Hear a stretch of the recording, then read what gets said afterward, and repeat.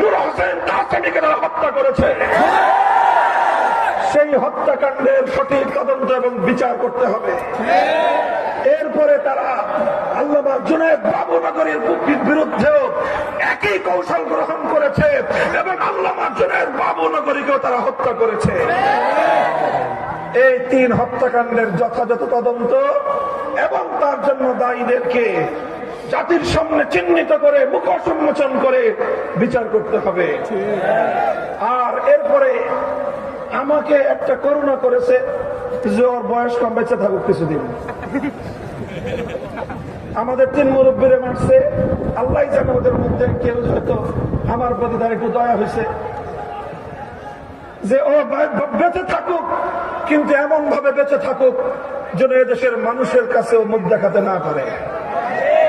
আমাকে জনগণ থেকে বিচ্ছিন্ন করার পায়তারা চালিয়েছিল।